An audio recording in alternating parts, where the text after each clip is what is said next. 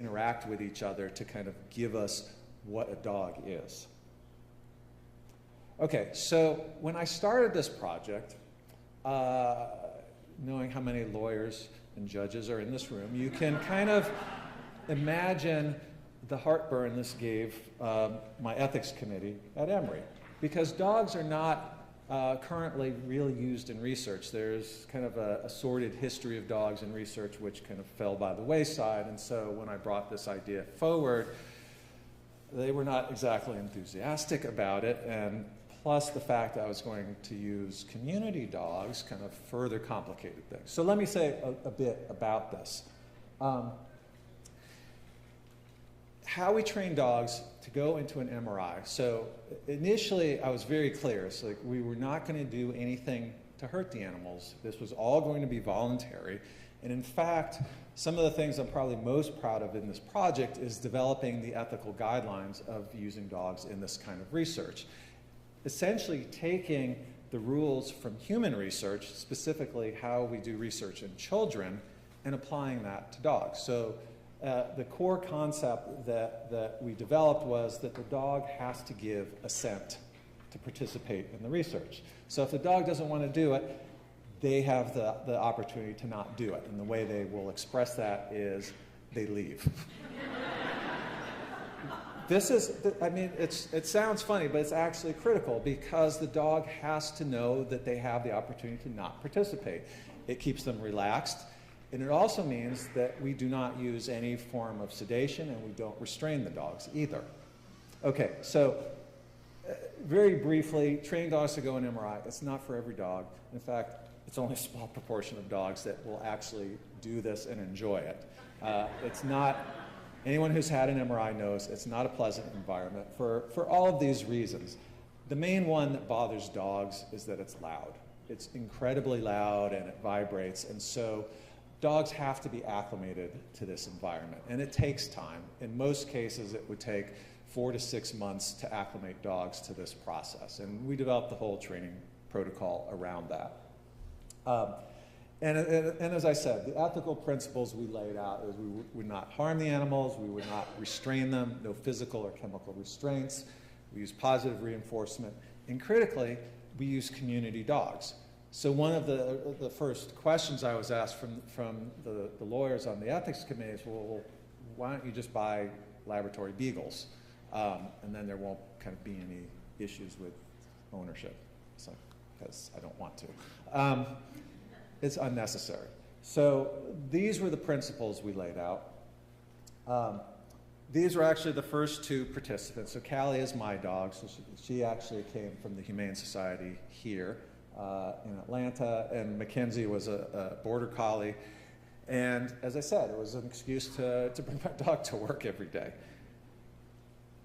And as I said, the process, I'm not going to go through the whole training process. We don't have time for that, but just some cheesecake shots of what it looks like. Here's Callie. We use the pet steps. We train them to go up the steps into the scanner. You see she has head wrap on because we have to protect their hearing the same as humans, so the dogs also have to be trained to wear either earmuffs or earplugs, whichever one they'll accept, and then we have to wrap it so they stay in place. And then as time went on and people started hearing about it, we started recruiting from the community. And so we had what I called the A-team, then we had kind of Charlie, Delta, all the way out. I think we had ultimately 9 cohorts. And the reason I put this picture here is just to give you a sense that it really is a cross-section of dogs. Admittedly, we have an overrepresentation of labs, primarily, and golden retrievers for their tendency to be couch potatoes primarily, and willingness to sit in an MRI scanner, but by no means exclusively. So in later years, probably we predominantly had mixed breeds, most of whom came from shelters in Atlanta. And what this looks like, hopefully this will play. Nope. Can you get it to play over there? So if you want to have your Yeah. you guys want to come. And remember, somebody needs to have a hot dog tonight.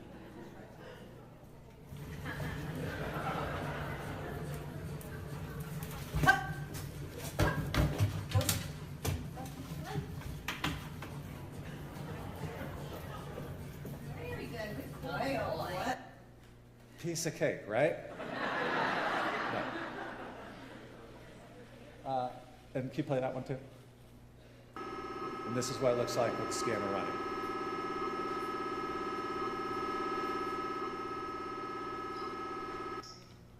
So that's the end result, and I've glossed over kind of all the hard work that went into doing that.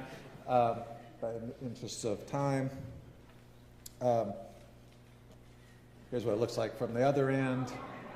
And ultimately, this is kind of the goal we had. Happy dogs, happy owners, just everyone having a good experience with this. And most of the dogs that participated for many years and had many, many scans. Okay, so what did we find? In terms of reward, the initial thing that we did was we trained the dogs on hand signals. So this is just basic Pavlovian conditioning where the dogs were taught, we hold up a hand, you're going to get a treat.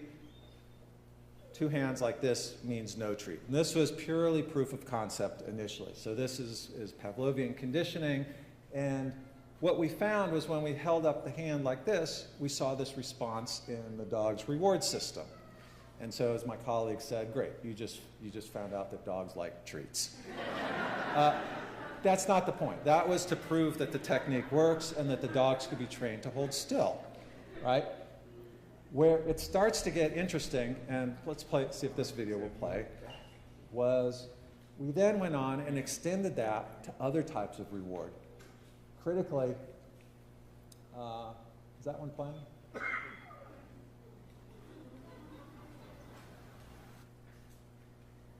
I can't tell if that one's playing. Is it? Okay. Sometimes she's very good at this. There we go. This experiment followed on what I just described, but what we wanted to know is what happens when the dog gets praise versus food. Do they have the same type of response to just a social reward? And so these are things that we would hold up. These cues were, as we say, conditioned to be followed either by praise or by food. So this one, you'll see, after this is held up, she gets praised. Yay, good girl!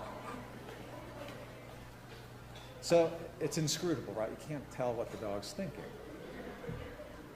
And then there's another thing that comes up, what we call the blue knight, and then this is followed by a treat. But it has to be a treat disconnected from a human, so it comes in on what we call the treat kebab. Okay. So this dog, whose name is Katie, so this is in our mock scanner. I'm filming this in mock scanner, so now you have to imagine we did this in a real scanner, and it's banging and doing all that while all this is happening.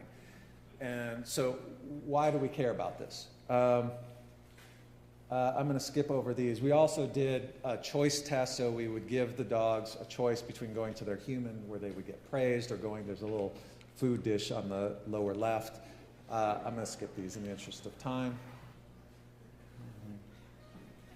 But what we can do with this information is we can essentially analyze what's happening in their brains while they're seeing all these cues, and then develop a model. So this is kind of a little computer model that says what's happening and how they react to the cues in anticipation of either food or praise.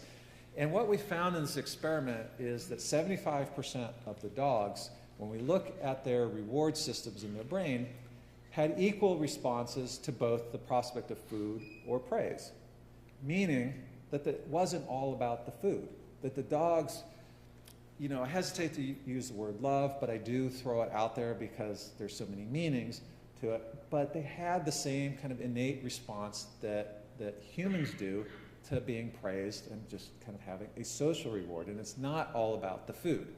And some dogs were kind of at the extreme end where it was actually greater for them to have praise than food. There were a few kind of, well, chow hounds, but those were the minority. Why is this important? Well, it comes down to how we train dogs. Certainly they like food, but I mean, too much food makes for obese dogs. And it may not be necessary all the time, and people need to understand that dogs do react socially in many ways the same as we do. And so we have scientific proof of that. Perception. let's see, how are we doing here? Oh boy, gotta go fast. Perception, how do the dogs see the world? So here's an experiment where we're actually looking at how do dogs process faces.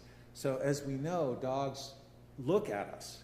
This is not kind of the normal thing in most animals. Normally when animals look directly in each other's eyes, it's usually taken as a threat.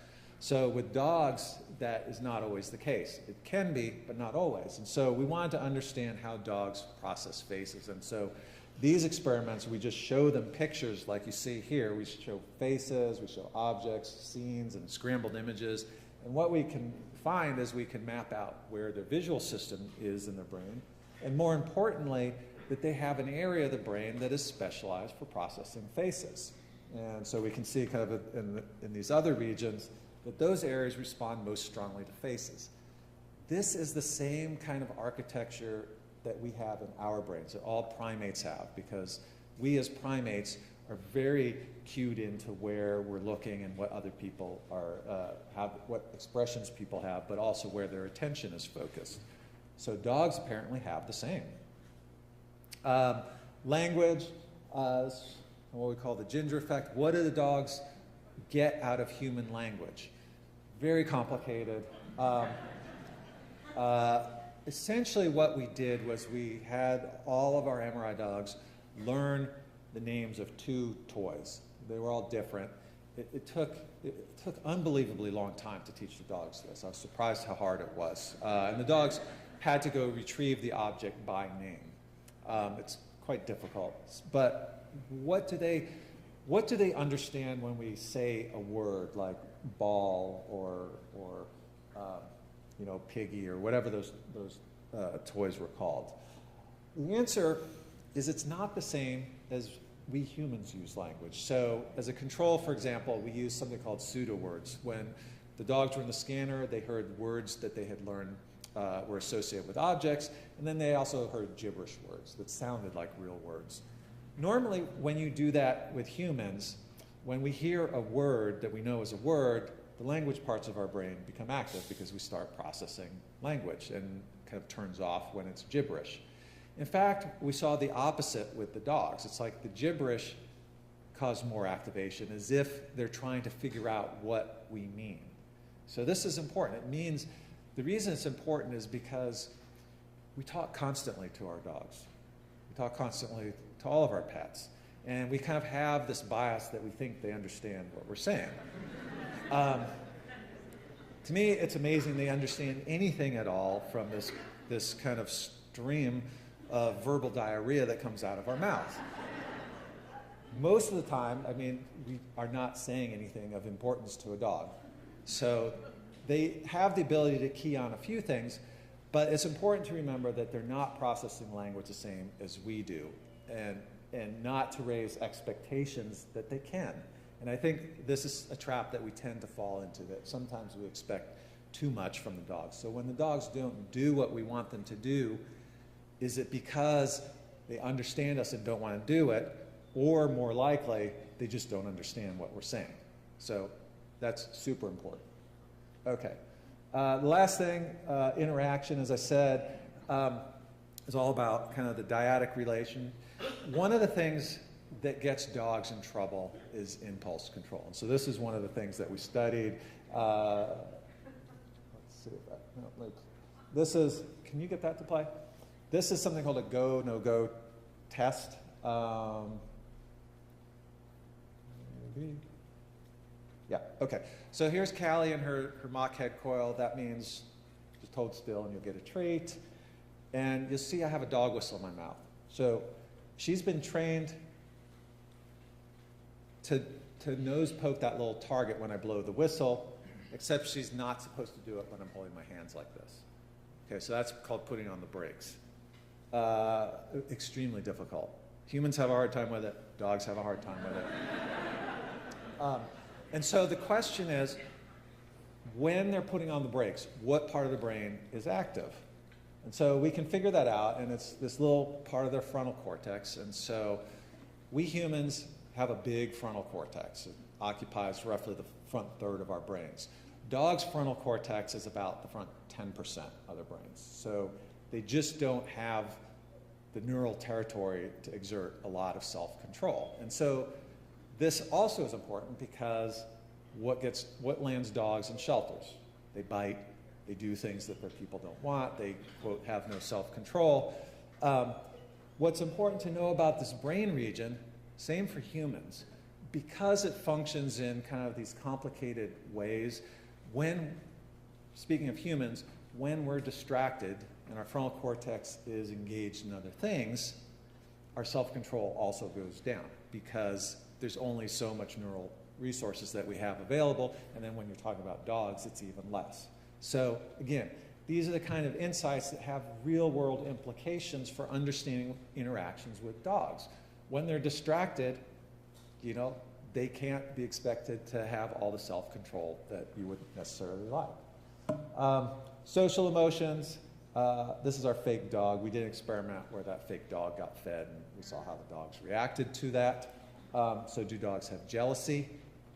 The answer is some, not all of them. And it depends. And what we found was the brain regions that reacted to this other dog being fed, it's an area called the amygdala. It tends to correspond to physiological arousal, so any kind of high arousal states.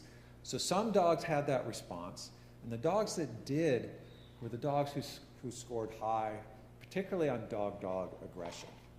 Okay? Again, super important especially for this group, because the thing about it is the dogs were in the scanner doing exactly what we asked them to do. They were just holding still. They were watching this. There was no behavioral reaction that we could see, but for some of them, their brains were reacting. So again, it kind of comes down to these impulse control things where they have only a certain amount of reserve, and there is stuff going on beneath the surface that if something else happens, then the self-control's gone, and then you have an aggression incident. All right, well, wrapping up future directions, we did a project where we partnered with Canine Companions to see if we could predict which of these dogs would be good service dogs. The answer is yes, we could. Just by doing brain imaging, we could predict about 85% of the dogs that would be good or not good at this. And that's the end. And last slide, just a shameless pitch. For me, I'm now into cows. Cows are the new dogs. Look for my new book. Thank you, guys.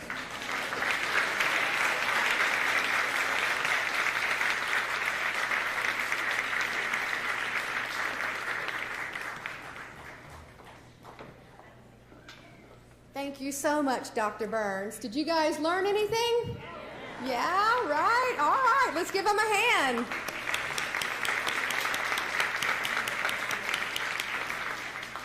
On a side note, I want to thank my friend Betty Willis, who isn't with us today, for referring me to Dr. Burns. And Dr. Burns, that was so inspiring and educational, and I'm one of those that just keeps talking to my animals and really think they understand me, and they shake their head and cock their head or whatever. Anyways, all right, we are now at the point where we're going to start our next introduction with Claudine Wilkins. But before we do, I just want to give a shout out to Sheriff Maddox, who is somewhere in the house. There, oh no, that's her. Anyway, she's here somewhere, but anyways, let's just give her a hand. I don't know where she's at, maybe she stepped out. That would be my luck to call her name out when she stepped out of the room. All right, so let's welcome our next speaker, Claudine Wilkins. Claudine is a former prosecutor and renowned animal law expert. She is the founder of the Animal Protection Society, Animal Law Source, the Animal Protection Conference and Expo, and the past chair of the State Bar of Georgia's Animal Law Section. She is the author of How to Investigate and Prosecute Animal Cruelty, numerous articles, and is a contributing author for Pet Life magazine. Claudine is a passionate advocate for important welfare and for animal welfare, and we'll be discussing the critical importance of protecting our animals. Please give a warm welcome to Claudine Wilkins.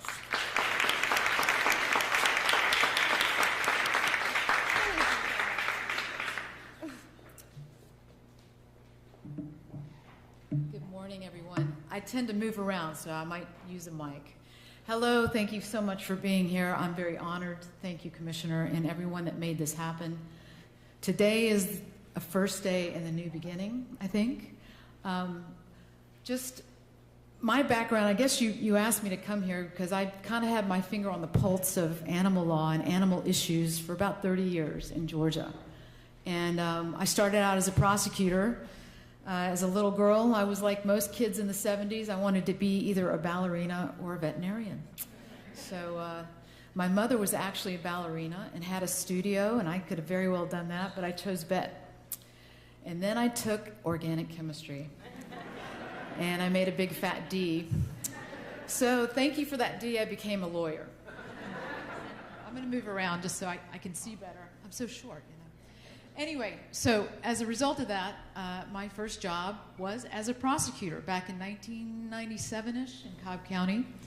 And to show you how long we've come away from the changes we've made in just the 3 decades that I've been doing this, the very first day on my job, I was introduced as the prosecutor who's going to handle a lot of animal cases, and I was proud to take that label.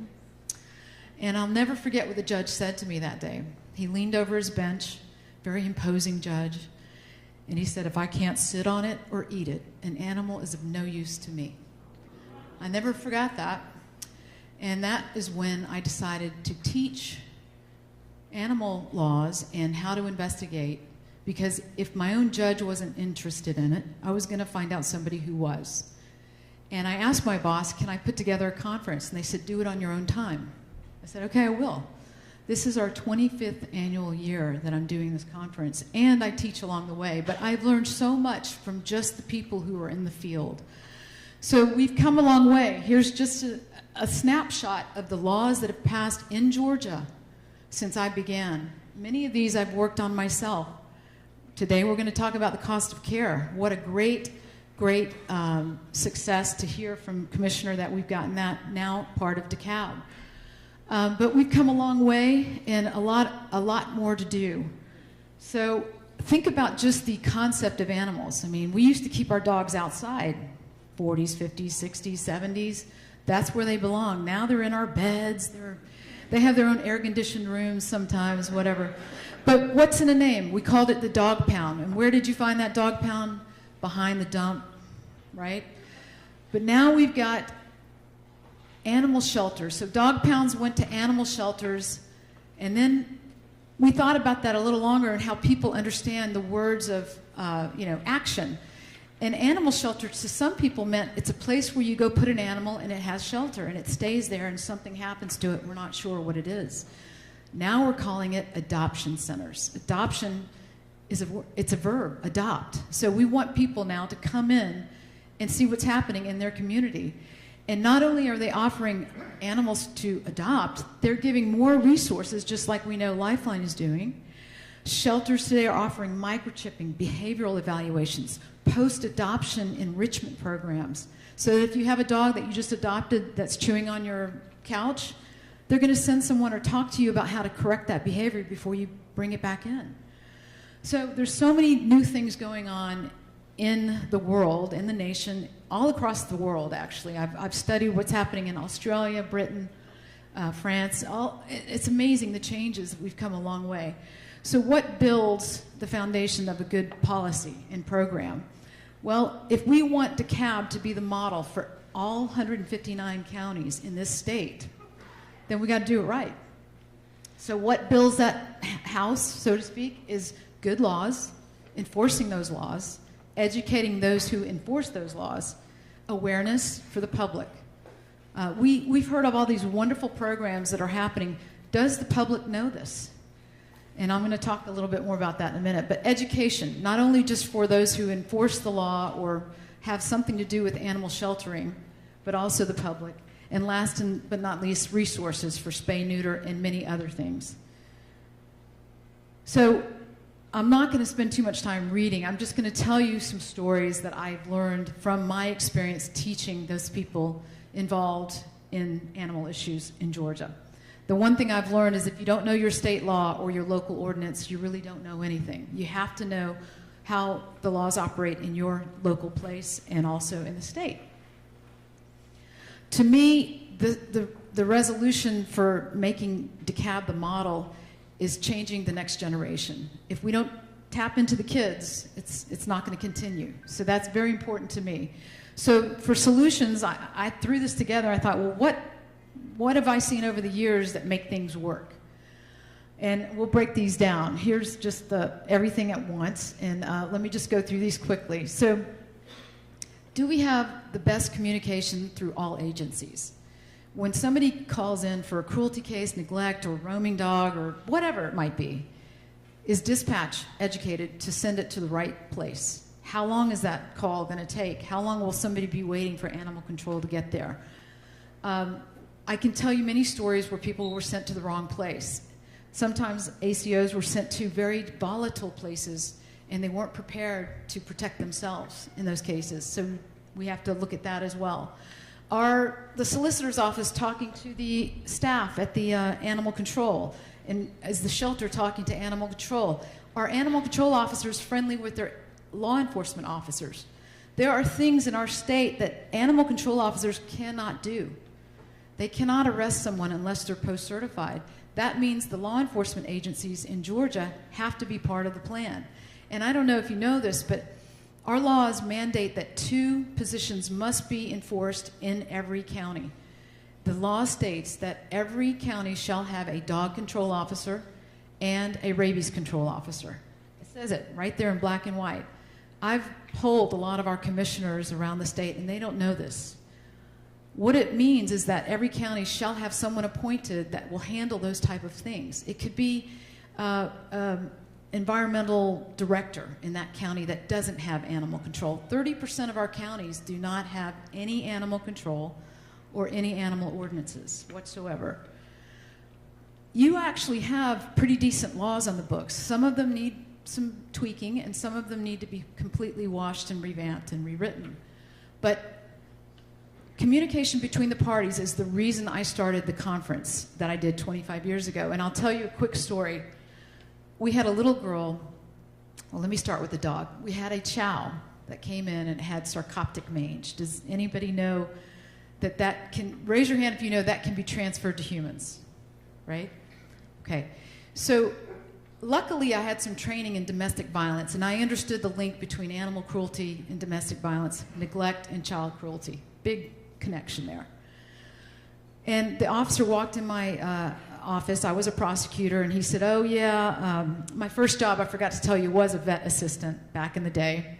So I knew a little bit about veterinary medicine, and he said, the little girl that lives in this home is going to be very sad because she sleeps with this dog every night, which had tons of mange all over it. And I said, come back in here. Let me talk to you some more about that. And I said, go check on that little girl. Because nobody had planned to do that. It simply made this a dog neglect case. That was it. They went back. They found out this little girl was 20 pounds underweight, hadn't been to school for 2 months, and she was being very neglected by her single mother. So that dog turned into a child cruelty case. And so dispatch is very important. I always tell everybody when I train, if you're an animal control officer, your homework tonight is to go meet with your local law enforcement, have a cup of coffee with them, and explain how you all have to work together. Because there's many cases where they will need an arrest, and a post officer has to do that. Georgia, in the first time in the history of Georgia, the Georgia Public Safety Training Center finally had an animal crimes training for the first time in 2021, and we put it together. And that's a little late in the game, don't you think? Okay. So, better communication among parties. To see all these elected officials here today among the officers and the people at the shelter is a blessing. It's truly amazing. And we should all have our cell phone numbers so that when there's a case or something that needs to be discussed, we're open to it, you know? I remember people saying, oh, I'm afraid to go talk to my prosecutor. We put our pants on the same way you do. We're there to serve the public. So if you're serving the public and I'm serving the public, let's talk and fix this and make this happen. The other thing, too, is there's one big void I forgot to put in here, and it should be in the center, and that's the individuals like foster and rescue. But these are all the agencies that must work together, and foster and rescue really help the shelter, so that's important, too. This goes for anything, neglect cases, dangerous dog cases,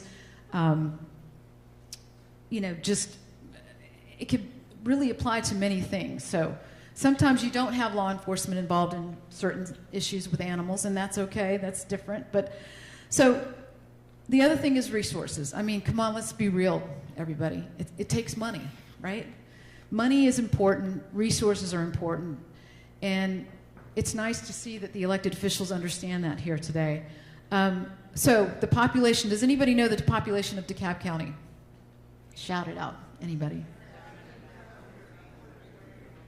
All right, how many officers do you think it's going to take, animal control officers, to help this county get their needs met? How many? 40? Okay, I think there's only 6. Can you believe that? Not only are they spread too thin, they're feeling it. You're going to have a higher turnover rate. They're going to get burnt out, not respected. There's a lot of things that happen when you overload them. And let me tell you another thing. We're going to talk about breeding permits in a minute. But everybody here thinks that the Department of Ag has that under their arm. They don't. They are a regulatory agency, a completely different branch of the government. Their job is to regulate things. They cannot put people in jail. Now, that's not the goal here, is to throw people in jail, but we'll talk about that in a minute. So we have to review what the county needs based on the population, based on neighborhoods that have high call response or high needs resources, or a lot of roaming animals, or resources that are not provided in certain zip codes, so to speak. So that takes metrics and studies and so forth, but that's important. I mean, resources are number one to make this model work. Why is the shelter overcrowded? There's many reasons. Court dogs are part of the problem, but they're certainly not the bottleneck. I can tell you that right now.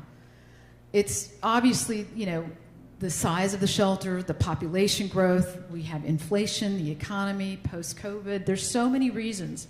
No one's to point the finger at or blame. It's a myriad of things. But I will tell you that the model that we can put together and make happen will solve this problem. It might not happen overnight, but it will solve the problem. So more ACOs. I want to go back to that. So has anybody actually interviewed the ACOs and said, hey, what do you do every day and how is it? We need to do that. We need to ask them what they're doing and what they're seeing. Are they getting communications, the lines open, clearly open? If, for example, there's a case that needs to be prosecuted, is the prosecutor reaching out to that ACO and say, hey, I need to interview you for the case and make sure we got it streamlined, we're going to get this conviction, we're going to make this happen? Or do you think this person needs a diversion program instead of going the penalty route, et cetera? Are they following the cases to conviction? And are we measuring those metrics?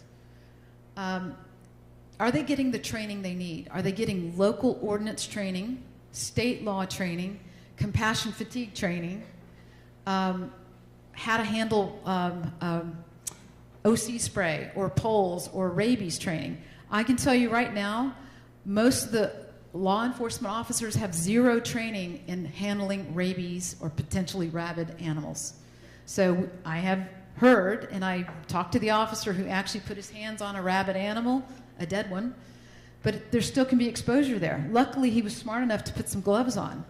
But rabies is 100%, well, 99.9 something percent fatal.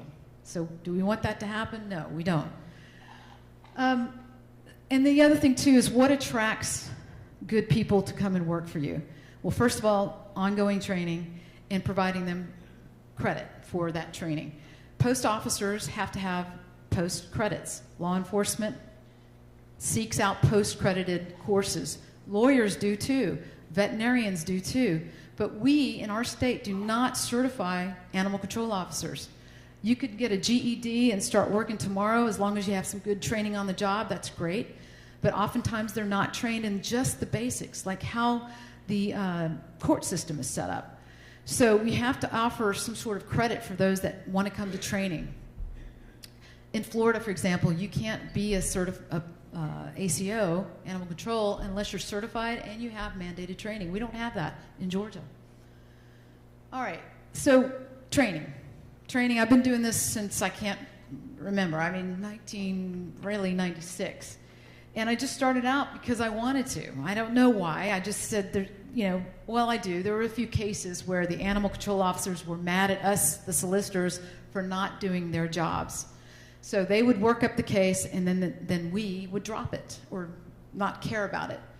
So I said, well, I'm going to change that, or try to change that. And we make sure we acknowledge their presence, their work, the respect that they should get, and also the safety. They're safe. They are first responders. Oftentimes they're showing up at domestic violence situations where it could be deadly, and they're oftentimes without bulletproof vests. So one thing I started, because I recognized the need, is people would just start asking me questions like, how do I do this, or how do I do that? And I would answer them in an email, and then a month later somebody would ask me the same question. So I realized I got to keep the answers in a place where I can have it easy to resend. So I decided, let's just make a toolkit out of whatever that topic is, so that anybody that wants to do it can hit a button and they can print out how to do a cost of animal care petition. Everything you need to know about that. Everything you need to know about what is proper shelter in Georgia. Does anybody know, is it proper shelter to have a dog house, and the dog may be in it outside, but it's so cold that it's very cold inside the dog shelter, or the dog house? Is that proper shelter? It is not. And oftentimes we hear, well, there's a dog house, so I'm not going to cite this person. It matters on the day of, when the animal is found. Is that environment providing that dog shelter or cat? So anyway, this is a couple of things I've done. When I polled my trainees over the years, I asked them, tell me about the court system. What do you know about the court system? And they really didn't understand the magistrate versus state superior and recorder's court, environmental court. We have over 400 magistrate courts in the state of Georgia. So I broke it down for them. I showed them exactly what ordinances or laws would be heard in different court systems. We do toolkits. Here's an example of one of what to do when you're dealing with just a dangerous dog case. And we showed them, hey, did you know if you arrest somebody and that person's harming an animal, you can put it on a protective order or a bond conditions order and saying this perpetrator cannot be within so many feet of this particular animal. A lot of folks don't know that. So again, these are just more, toolkits. We show them how to actually register a dangerous disease in the SINS unit. Okay, obviously, what does the community need? Beyond, enrichment programs and this, that, and the other, vet care, spay, neuter, vaccines. I'm very happy to see that Lifeline is doing a lot of that, but we need more of that. We have to recognize that there's cultural barriers as well. If you pop into a neighbor and said, hey, we're going to spay and neuter all your animals, somebody might actually get offended by that. So you have to be aware of what's acceptable in that community. I want to show you this. This is just from Deborah. Where are you, Deborah? So this is these are students that won a $10,000 award because they're doing compassion vet care. So there's probably a lot of connections we can make with the vet school or other vets. 3 minutes only. Boy, I better talk fast. Okay. All right. I'm going to skip that. Sorry, guys. Okay. So one of the things I've been tasked to do is review the amendments, the ordinances, and find out where we can fix things. And is backyard breeding the reason the shelter's full? No. It's part of the reason. So one of the things people need to understand is that the Department of Ag does regulate breeders to a certain degree. There's only 13 inspectors across the state of Georgia. And they only regulate based on the amount of litters and things like that. But what if good breeders would appreciate the fact that weeding out the people that shouldn't be doing this because they're not caring about the welfare of the animals, I would think they would welcome that, number one. But imagine if everybody that is going to produce animals and sell in DeKalb has a license, they have a license number. That license number is on every advertisement, including a yard sign in the front door or whatever. And that's a way for animal control or any code enforcement officer to check on and make sure they're in line with whatever that code section may say. So I am looking into that as well. Another thing too is we now have the cost of care that we can use. Just to give you an example, understand the difference real quick. I've highlighted what local law enforcement and animal control can do versus what the Department of Ag can do. Very different results. So there's crimes and there's regulations, okay? All right, real quick. We're going to help with reducing the pet overpopulation from a myriad of things. One of them is looking at a breeding permit, okay? Also, transient pet cells in public places like the Walmart. We're looking into that as well. Escalation type sentencing for somebody who's a repeat offender. You know, a slap on the wrist is not going to do it. The second time, another slap on the wrist doesn't do it. You have to escalate those penalties. Access to education. What I'd love to see is online training for all those involved in the agencies, online awareness programs for the public. Anybody who violates a local ordinance has to go through some sort of pretrial diversion program or mandated into their sentence that they have to watch a program so that they won't repeat the offense. The pet ownership responsibility is getting the public to engage into this model, basically. All right? Just take a picture of that because I'm running out of time. And then we have to incentivize those people by providing the programs and meeting the resources that they need. There's plenty of programs out there. Lifeline has many. We have national organizations such as HSUS that have many. When I was very involved, I'd go into the schools and talk to kids. And let me tell you, the best way to get the public to find out something is through the children, Girl Scouts, Boy Scouts. Go in there and talk to them about what you're doing. Part of the animal control officer's job, I think, if they have time, and shelter people, is to go into schools and talk to them about pet ownership responsibility. Make it cool. Make it cool to spay and neuter your animal, you know. We also need better metrics. So last but not least, a little plug for me too is this is our 25th anniversary. I'd like to offer anyone in DeKalb a discount to the conference this year. We'll make a code for DeKalb, and it'll be our 25th year. We do it alongside the Vet South Conference, so a lot of veterinarians are there. I think what we're doing here would not have happened 20 years ago. And the fact that the cosmos has aligned to bring all the right elected officials who have passion, and the new elected officials that are trying to get into office have passion. And believe it or not, I think you're the only county in Georgia that has a judge that brings a dog to the bench every day, Judge Wong.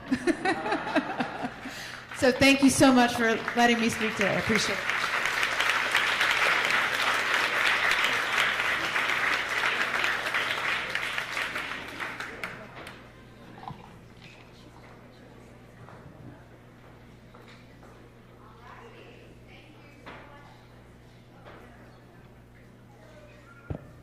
Are we back? All right. Thank you. Cool. All right. Thank you so much, Claudine. And my office is really and truly looking forward to working with you on the review and some proposed updates to our ordinances. The next segment of our event today is our panel presentation. So if our panelists could please head to the front of the room. And while you are doing that, I would like to recognize that we have a lot of folks from public health, public safety, code enforcement, and animal compliance in the room today. And so, or excuse me, animal control in the room today. And so we will be touching on all of these subjects during our panel. And so if you'd please stand up when I call your name. We have Dr. V and Ryan with DeKalb's Health Department. Please stand up. Thank you, guys. We have Police Chief Ramos. I appreciate you coordinating the officers for us today. Fire Chief Fulham, who's just awesome and got us the dogs. Thank you so much, sir. Director Jack Lumpkin as well. And thank you. And my friend, my Leadership DeKalb friend, who's standing quietly in the back of the room from Decatur Fire Rescue, Gary Menard. Let's give everybody a hand. All righty. Okay. So, thank you all so much for being here. It feels a little weird. And thank you for joining us, Sheriff Maddox. I think I announced you earlier when you had stepped out.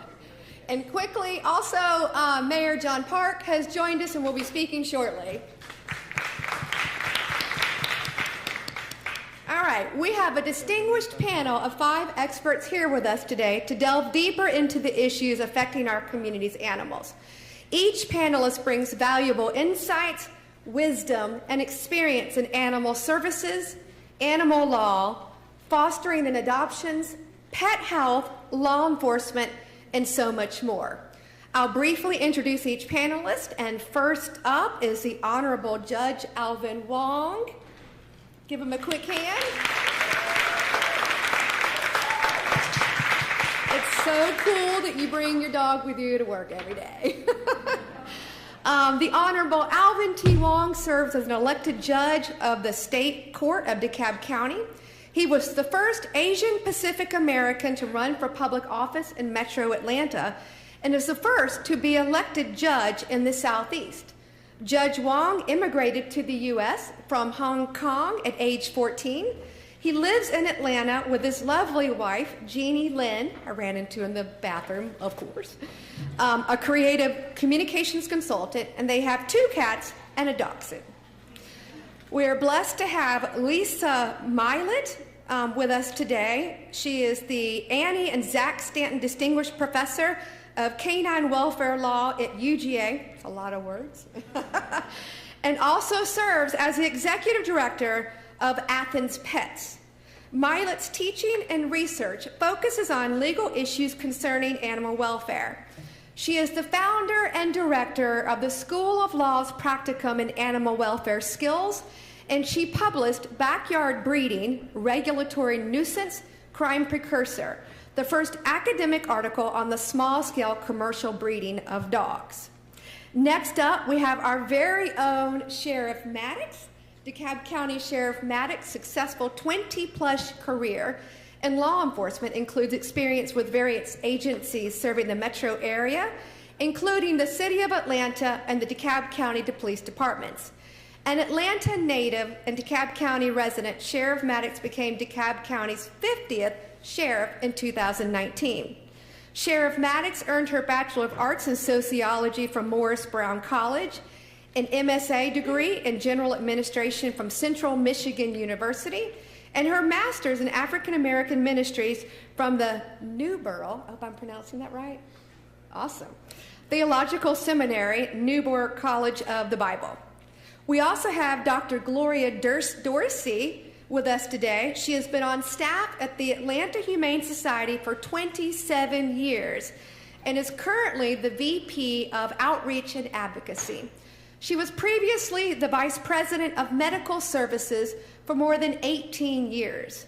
A graduate of Tuskegee University in Alabama, Dr. Dorsey received a BS degree in Animal and Poultry Sciences and a doctorate in veterinary medicine. Upon completion of her doctorate degree, she completed a master's in public health, epidemiology at the University of Alabama. And we also introduced Ms. Wilkins Claudine earlier. So let's dive into our panel discussion and exploring the complexities of our animal services and the system that we have here in DeKalb County. So my first question, and actually before I get started, on your table in your dog bowl are pens and note cards. So if you have any questions today, please feel free to complete the note card, raise your hand in the air, wave it around to get our attention, and someone will come by to pick up the card. If we don't get to your question today, our debrief of the event, it'll be a follow-up email, will include a Q&A where we'll address all of the questions that we received today. All right, so Ms. Milet, given our county's limited resources, why should our government focus on fighting animal overpopulation when we have other important issues facing our community, such as homelessness, poverty, etc.? I think there are a couple of reasons why focusing on the animals is such an important priority, even though there are the human focused issues to also worry about. One is that both Commissioner Long-Spears and CEO Thurmond explained very nicely, I think, the bond between humans and animals and the fact that animal welfare is human welfare. To the extent that we are neglecting or ignoring or allowing overproduction of our pets, we are harming the people who own them and might be vulnerable themselves when they have more animals than they can care for, or when they need to take an animal to the shelter instead of losing their housing. That harms the owner. And the shelter workers, volunteers, members of the community who also see suffering animals and are not able to help effectively, that's all about human welfare. But beyond that, overproduction in terms of the sort of low-level inadvertent breeding that goes on can conceal breeding that is actually in furtherance of criminal enterprises. So dogs used for street fighting, dogs used for amateur level dog fighting, dogs used as guard dogs for trafficking, human trafficking, drug trafficking, weapons trafficking operations come from breeders in your community who are effectively invisible because of the high rates of overproduction going on. If you deal with the overproduction that is inadvertent, you can start to see the overproduction that is actually actively harmful to people. Great, thank you very much, Dr. Milet. Moving on to Dr. Dorsey. Many residents are hesitant to spay or neuter their pets. How can we change attitudes around spaying and neutering? Thank you, Commissioner Spears, for the question. You know, having practiced for over 18 years, I encountered those kinds of challenges often. And my favorite way to try to overcome the barriers, whether it's the mindset or the language or just a heart issue where I just don't want to subject my pet to surgery. My favorite way to address the issue has been what I call, what we are now calling community conversations. I think it's important to sit down together and talk about the issues, the whys and wherefores of why you feel the way that you do. And also what I find happens is in the doing, in actually having the conversation, then you can get beyond some of the challenges that people have. And you know, you want to give them the information that they need to make the best, most informed decisions about pet health care. And then once you've done that, you want to remain accessible to them so that they can continue to ask questions. And then once that has happened, nothing is going to top the experience, whether it is a positive experience with a pet, bearing a litter, or a negative outcome with the experience. So it's important to be in the moment with the client, with the pet owner, so that they have the information, but ultimately they have to decide. And then once they decide, and even if that decision isn't necessarily in the best interest of the pet, I, as the veterinarian, have to be available to kind of pick up the pieces, because you know there are interventions that have to occur if there is a difficult delivery or there is an infection that occurs or whatever. So nothing is going to top the opportunity to sit down and talk with people and connect with them and hear them and try to speak the same language. Great, thank you so much, Dr. Dorsey. Moving on to our esteemed sheriff, Sheriff Maddox. How does animal overpopulation impact public safety here in DeKalb County? Thank you, Commissioner Smith. It's a great question, and thank you for this forum. Listen, it's about, when you talk about overpopulation animals, you talk about the quality of life. How will they eat? Where will they be living? We want to make sure that they have good housing, but also this, if they have to fend for themselves out on the streets, that means they have to dart in and out of traffic. They become aggressive, and then guess what? They're all identified as aggressive animals. And we want to make sure that they have the quality of life. But not only that, you have to think about it that over 500 dog bites have already been reported in the state of Georgia alone. So what we don't want is the animals to be running, just dogs to be running rampant and actually, again, be classified as an aggressive animal and harm any of those individuals that may be walking or just be out just enjoying life. So again, it goes back to the quality of life for individuals as far as us, we are concerned, but also for the animals, the dogs themselves. Great, thank you. Well said, Sheriff. My next question is for Ms. Wilkins. How can legislation, both local and statewide, help to address animal overpopulation issues? Well, I'll start with the basics, and that is without laws, we have chaos. And the laws dictate the way we behave in society, and that famous line that says, kill all the lawyers. Well, if you look at the context of that, right before it, it says, if you want tyranny in the land, then kill all the lawyers. So laws, good laws, take us out of bad situations.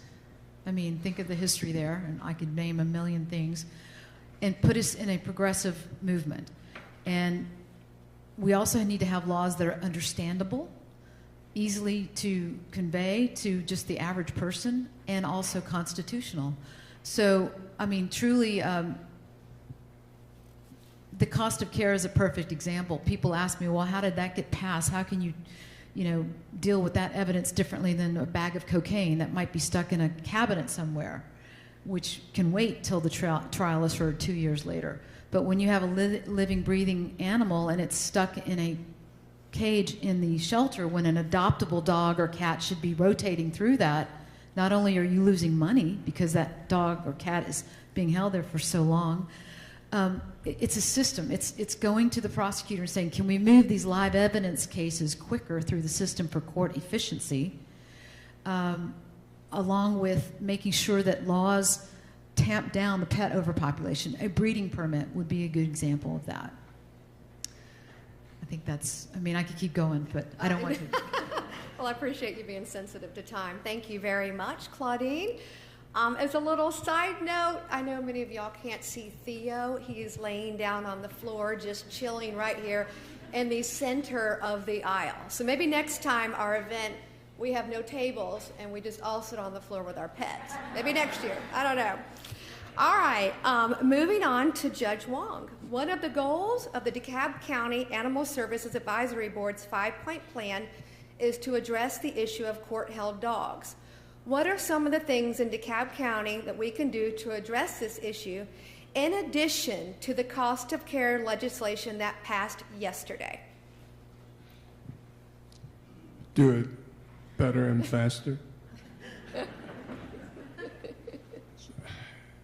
Y'all heard about from Claudine, we have a very complex legal system dealing with animal law. There are state laws, criminal section, Title 16. There's animal welfare section, Title 4. There are county ordinances within each county, all of which operate independently and jointly. It's like a big, big ship in the middle of the ocean. It takes a lot to change course. We've been working since last September with my prosecutor, my solicitor general, my county attorney, my public defender, all the stakeholders. We have been working on getting these cases resolved. And I understand the complaint, and I don't blame you. Listen, I'm a dog lover, as you know, right? I take my barky little 10-pound Coco on the bench every day. 1 bark guilty, 2 barks not guilty. All right? Not all of my colleagues are enamored with that.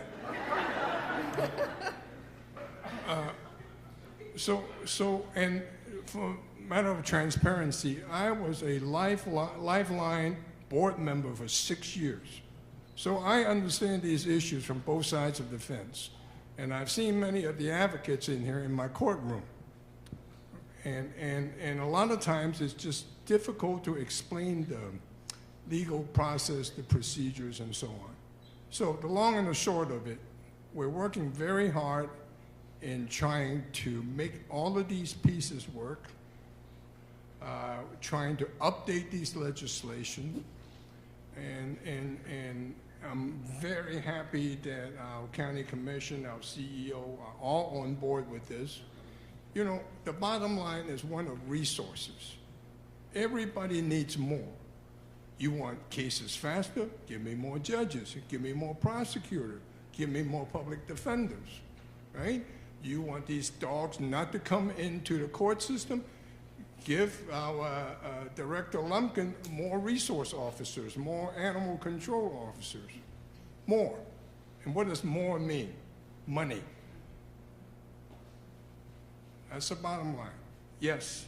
So my promise to you, we will do it better, and we will try to do it faster.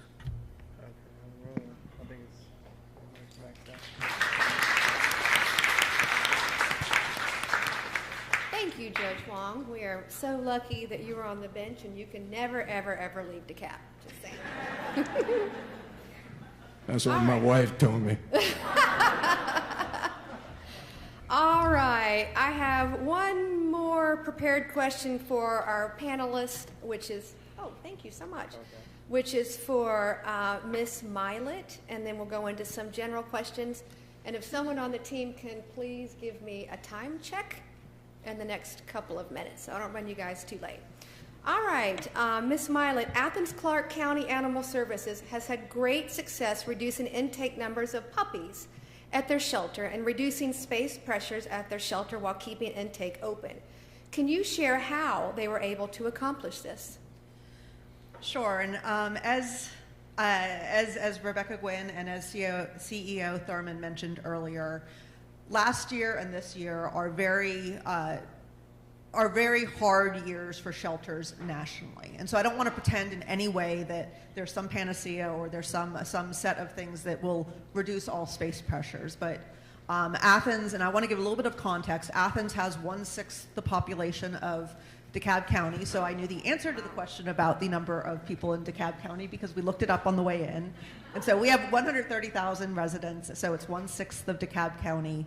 Our shelter has the same has 1/6 the holding capacity of your shelter, yet we have 1/11 of the number of animals in our shelter system. And so the amount of space pressures is significantly less. And since 2015, I've actually been really fortunate in being able to devote my time at UGA to animal welfare issues, and Athens-Clarke County has been my little laboratory to try out different programs. And so in Athens, one of the things we've been doing since 2015 is very targeted spay-neuter. We offer, at this point, there are about 600 free spay-neuter surgeries for dogs and cats every year, funded either by a private organization or by Athens-Clarke County. So that's 600 with 1/6 the population here, and we've been doing that for years. About 75 of those each year are dogs, plus the 100 from the county. And we target them based on the animals that we know are most likely to be adding to pet overproduction, because there is a vet shortage. It is hard to get spay-neuter appointments, and there's a money shortage. And so we can't just go and alter every animal. Instead, we very strategically ask which animals are adding to overproduction, and we target those ones for surgeries, primarily consensually, but the truth is we have a mandatory spay-neuter provision with respect to dogs and cats being reclaimed from the shelter a second time. There are some people who are acting irresponsibly, and animals wandering we know are intact, and we know they're reproducing. And so if that's happening repeatedly, those people have to have their animals altered. We also have a community program which we identify jurisdictions to go into and provide assistance based on heat maps we've drawn up based on animals impounded at the shelter. So where are we having disproportionate clusters of juvenile animals coming in? Where are we having disproportionate numbers of neglected or abused animals coming from? And we go into those census tracts. We aren't doing zip codes. We're talking about a community of maybe 300 houses, and we go in and we work with them over a 6-month period of time on education and resources. And what we find is about a quarter of the animals are already spayed and neutered. Another quarter will say yes to a free offer, so we're up to 50% in that community. And another quarter says yes to the spays and neuters after we build the relationship with them. And so we're able to, in that way, start, once again, on a very targeted basis without tons of money, being able to go in and change norms and reduce overproduction. Because one of the things about overproduction, it's the puppies in the community, yes, but it's also when somebody has more animals than they can care for because they couldn't find homes for their puppies. Or it's the animals that come back into the shelter at 1 year of age, so they're not lifelong homes. And so we're constantly looking at the data and we're playing around with our ordinances. We've passed some of the ordinances that Claudine discussed that make breeders internalize their costs. Right now, a lot of the costs of breeding are borne by the taxpayers. It's animals that are sick, they didn't receive vaccinations, they come into the shelter. Those are all costs borne by taxpayers. And so we've worked to pass ordinances that make the breeders internalize their costs. And I think that that's really important. And so we've been chipping away at these things. And once again, it's not that we're perfect. It's not that we don't have space pressures, but even in this environment, we've managed to keep our dog live release rate above 90% by having these very targeted interventions instead of focusing on things that are easy to do today but make the problems worse tomorrow. Great, thank you, Dr. Milet, or excuse me, Professor Milet, which rhymes with pilot. I don't remember how to say it. I was remiss earlier to acknowledge that Professor Milet has brought 2 law students with us today that are about to graduate. So let's give them a quick hand.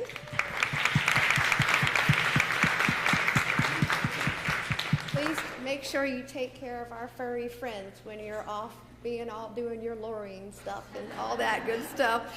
All right, so we're about to be at the point where we're going to take some audience questions.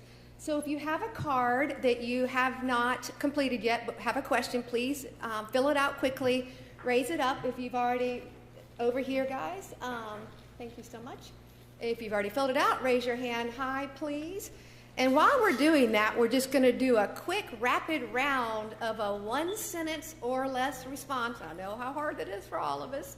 To this question, how can we keep more pets in their first home, making it a forever home? And we'll start with you, Claudine. 1 sentence.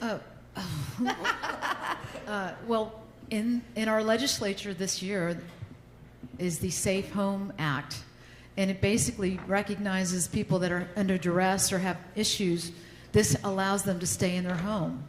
If they can stay in their home and they can afford things like pet food, that's very big. That's very important. That's the shortest answer I can give you. Thank you. All right, you're up, Professor. There are so many parts to this, so I'm glad that other people are also speaking. But one of the things that we are doing is we're looking at landlords to find out why they don't allow pets if they don't, and if they do, what helps them be able to do that. We're looking for support services so that housing, low-income housing increasingly does not ban pets and instead embraces them. And so I think that supporting that, finding out those answers and coming up with that support network will keep a lot of pets in their homes. Thank you. Judge Wong? Be very honest with yourself about your capability to take care of the animal. If you can't, for any reason, don't. It's all right? It's like children and pets. You're going to have them, take care of them. Dr. Dorsey? Again, I think it's important to be in the moment with people when they find themselves in crisis. I think there are a lot of organizations that have created what we call a safety net that represents all the help that we can offer. So when they call, we need to be responsive and be there with them so they don't slip through the safety net. Thank you very much. And Sheriff, please. The forever home is making them part of the family and loving them. That's just number one, such as my 10-pound soaking wet cockapoo, who is also, I call him my therapy. Oh, thank you. Awesome. All right, guys. We appreciate the questions again. Unfortunately, we are probably going to run out of time. We won't get to all of them. You will receive a debrief email with responses. Our first question is, do you think mandatory spay-neuter laws would work in DeKalb. So, Ms. Wilkins? Yes, it can. There's a lot of pushback for various reasons, but let's take it one step at a time, and that would be if you offend some violation or ordinance, first time you get a fine or whatever, or diversion. Second time, mandatory spay-neuter. I mean, there's a lot of options to stair-step it into the system versus bam, mandatory spay-neuter. Overall, it does help bring down the pet overpopulation. I won't lie. It really matters. So hopefully that answered. Thank you. Would another panelist like to respond to that question briefly, or shall I move on? Of course. Ms. Meyer. I completely agree with Claudine in that, especially with the stair-stepping approach. And one of the things we do in Athens that I felt very strongly about is the first time there is an offense, we offer a free spay or neuter. A fair number of people take us up on that, and it resolves the issue. Dogs don't roam as much, for example, once they've been altered. And so, but then the second time, if there's repeated offense, at that point it's mandatory spay neuter, and the owner has to pay for the surgery. And so it's a way to get people to opt in, have this consensual system, but have a backstop for the people who are repeatedly causing problems. And it reduces dog bites, too. I mean, 76% of dogs that bite are intact males. So it also affects public safety. All right, thank you. Our next question from the audience. Lifeline has had great success with their Pets for Life program in Fulton County. It's a program that focuses resources on particular rates of animal control calls. Do you think that this would be a good program to expand to DeKalb? Who would like to field that question? Rebecca, actually, I mean. I'd like to start. Oh, go ahead. Absolutely, Dr. Dorsey. I think that it is an excellent program, and I appreciate what Lifeline has done. The other thing that's really important that they've done is they always provide the information that people need to help them make informed decisions. So I would not be the one to stand in the way of a program or an opportunity that is working. So if it can be replicated here, there, and everywhere, by all means. It's a terrific program, and let's do more of it. Great, thank you so much. Rebecca, did you want to just, you're good with it? All right, okay, there we go. Let's move on. Time check, everybody. 5 minutes, I'm told? 5 minutes, okay, cool beans. All right, our next question is to Sheriff Maddox. It says, my rescue dog had a very successful program in Lawrenceville, Jail Dogs program run by SOHFGA, no cost to the jail, and extremely successful both for dogs and misdemeanor inmates. Unfortunately, new sheriff shut it down. This kind of program would be great at the DeKalb jail. What do you think, and is it possible, or have we ever tried it? Great question. No, we haven't tried it. Is it on our list to do? Yes, it is. Oh, cool. It takes All time. right. Yay. See, we're about solutions here today. Thank you. We just hired an educational specialist that is going to be responsible for that. The person has only been on for a month, but that's not something that you can just implement today and tomorrow and it works. It's a process because we want to make sure that we're following all laws and that we're in line with all the guidelines. So we are looking at that for our jail, yes. Awesome. Better together DeKalb, right? All right, this question is specific for Claudine. How many animal cruelty cases have you prosecuted, and what was the most common type of case? It's been a long time, almost 30 years, so I don't remember, but a lot. I mean, I had them every week, so a lot. The common was neglect, just basic neglect, and oh, I didn't know kind of cases, which is under our law, omission, failure to do something is a crime. So I would say it was mostly neglect. And then there was definitely a connection between domestic violence and cruelty. I've got several stories I can talk about there, but it would take too long. So, but yeah, I mean, for me, if somebody said, what would be your dream job tomorrow, besides living on a farm with a bunch of cows. I would love to go in and teach the young generation about how to love their animals, how to make them family members, that it's cool to spay and neuter, to protect them, to be protectors. In other words, the kids are going to tell their parents, and the parents are going to listen to the kids before they listen to a public service announcement or a flyer in the water bill or whatever. So once these programs are going to be implemented, a massive awareness campaign needs to happen. And I think starting with the kids is the way to do it, frankly. I've seen good results there. Get them when they're young, right? Do we have time for one more question? Yes, one more? Okay, cool beans. All right, this question is for Professor Milet. In the article, Backyard Breeding, Regulatory Nuisance, Prime Precursor, do you think backyard breeding is the primary issue with overcrowding? I know that we have touched on this question, but if you would just please elaborate a little bit further. I think that backyard breeding is part of the problem, and backyard breeding is the small-scale commercial breeding of dogs that is outside a regulatory scheme or is illegal, and it prioritizes profit over animal welfare. And that's definitely part of the problem. It's people who are intentionally producing animals that end up coming into our shelter when they are 9 months to 1.5 years old. That's our typical age for shelter impounds. There's a lot of inadvertent breeding going on as well, people who simply don't have their pets altered, who don't know that siblings reproduce. And the truth is, I feel like the inadvertent breeders are low-hanging fruit. It is very easy to get to them because most of them will say yes to a free offer, so you just have to make a free offer. And that's a way to deal with shelter overcrowding immediately by reducing those animals from the pool while you then target the commercial breeders, the backyard breeders who are definitely problematic, producing the animals that are filling our shelters, or at least staying there long term.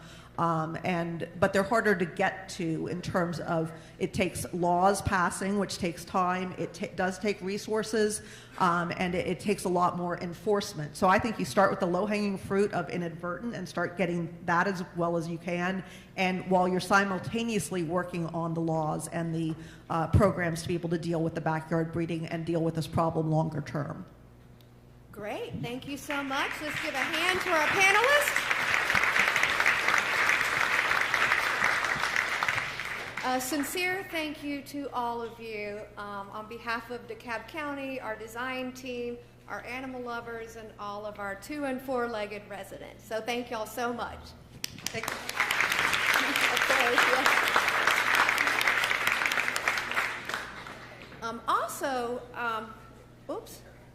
Okay, cool. She's got it. Okay, thank you very much. Wanted to give a shout out to Beth Ganga. Where'd you go, Beth? Oh, right behind me, of course. She actually was really the brains behind our panel, and I appreciate you, Beth, very much.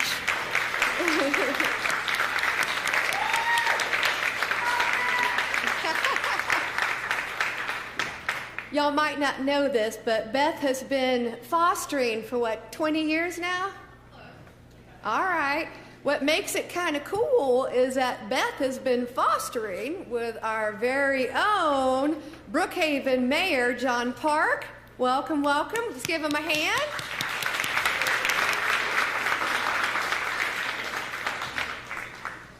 Mayor Park is the new mayor of Brookhaven. And on a side note, Mayor Park, you had an exceptional Cherry Blossom Festival. It had the highest attendance ever. And I'm telling you, because I was there both days, it did seem like there were more furry friends in attendance than people. Thank you so much. Brookhaven resident and Commissioner Longspears, thank you for having me. I really applaud what you're doing, the effort you're putting in. One thing I've noticed when people talk about animal welfare and dogs is people talk a lot. And they just talk and they say whatever they need to say to, assuage people. But I really applaud the fact that you're actually doing something. And so I'm not here as your mayor. I'm here as another animal advocate and another, just a person that loves to work in rescue. And really, I was moved by an experience I had 13 years ago. This is before the advocates. Shout out to y'all. Through your advocacy efforts, before the new shelter, I went to visit the original shelter over by the jail over off Memorial Drive. And they took me there, and I said, okay, my dog just passed away a few months ago. I'm ready to adopt. They said, fine, here's the adoption room. There were about 15 dogs there. And I was like, wait a minute. This is DeKalb County. There's got to be more than 15 dogs, in the shelter that I can adopt. And they said, are you sure you want to see this? And I said, well, yeah. And they took me back there. And for those of you that remember, you remember what it was like. The smell was the first thing that hits you when you walk in. 5 to 6 dogs barking constantly. The poor guys trying to maintain it, just basically shoveling all day, and the conditions. And I broke down in tears, I have to tell you.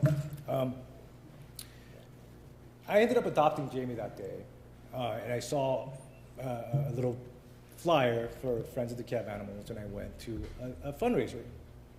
Lynn was there. I'm sure some of you in this room were there. And we had a good time, did some bowling, did some karaoke, and raised some money for dogs. And then a few weeks later, Lynn realized, hey, this guy might actually want to do more stuff. So she said, hey, you want to take a dog? So I did. I was like, sure, I'll take a dog. Her name, and I don't remember her name, but we just called her Tempe. And then we started rescuing dogs, and we figured out that, I was looking for ways to be the most helpful. And so we would take a dog for a few weeks or a few months at a time, get them socialized, get them ready, and then ship them to, rescues up north. And we found that that was an effective way to get dogs out of the shelter.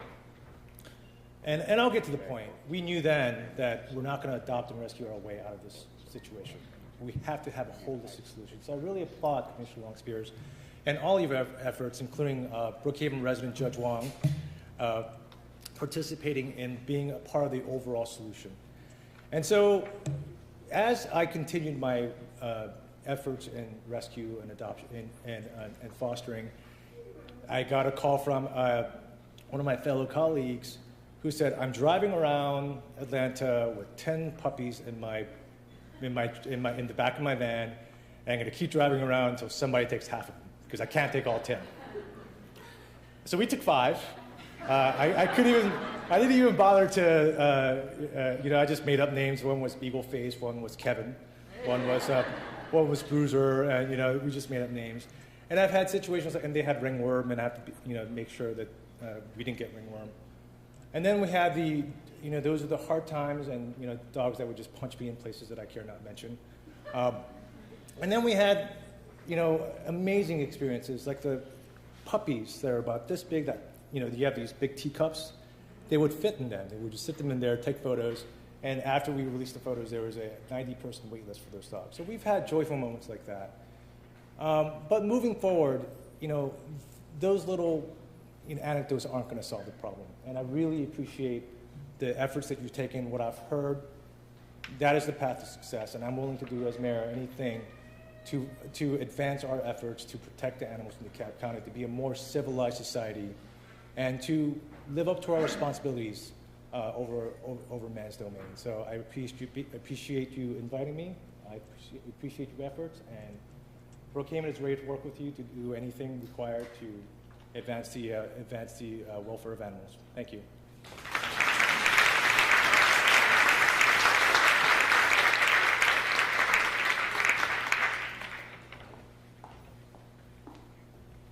Thank you, Mayor Park. I am also a proud resident of Brookhaven. All right, so we are nearing the end of our program today, so we're going to move pretty swiftly. I'd like to announce some upcoming events, and on the table, you guys should have, if I can find my copy up here, this little card. And this lists several events that we have been partnering with other commissioners, and I'm hoping to partner at one point with the city of Brookhaven and some of our other municipalities on hosting these educational and informational events around the county. As I said in the beginning, is that I don't believe in one and done events. I think that some people would consider this enough today. I can tell you I do not. I believe that it's time now, who said it earlier, it may have been Mayor Park, is that we need to shift from the talking phase to the action phase, and that we can do so much more together.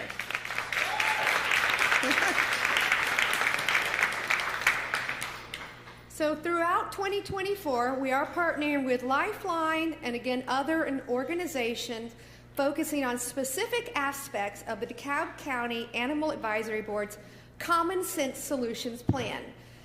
Again, the list of events is here. Again, you will get a list of events in the debrief email that you receive, as well as they will be on our website. I did want to alert you, though, to a change on the card. There have been 2 location changes for the mobile vaccination clinics. The QR code will actually guide you to the correct information. And again, we will include the correct locations in our wrap-up email. We've also compiled a creative toolkit with information that you can share with your audiences. Special thanks to the CDC and Lifeline, Rebecca, for providing information. If you know of additional resources, videos, articles, news articles that we should share, please send it to our office and we'll update our toolkit to reflect that new information. And a shout out to Sonia Tyler. Are you here, Sonia? Woo! Yes, our creative mastermind, our communications queen, and just truly such a wonderful person for creating that for us. She would kill me if I did not say this, is please follow us on Facebook and LinkedIn to stay up to date on information. And now we're at the conclusion of our event. Thank you so much for taking time out of your busy schedules to spend today with us. Today we begin a new chapter in our journey to address and face our animal services challenges head on. But we can't do it without you. We need you. We have certainly heard from so many of you about some of the challenges and the problems and the concerns and the complaints.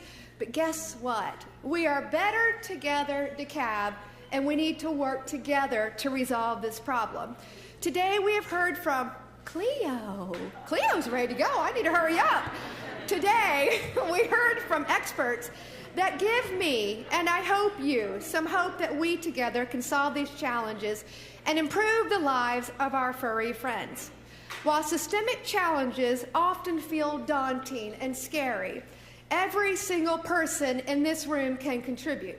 Whether it's working to end animal cruelty, supporting fostering and adoption efforts, promoting responsible pet ownership, giving our Cleo pets as needed, anything, everything. I hope all of us can walk out of here today committed to making a positive difference in the lives of animals, both locally and globally.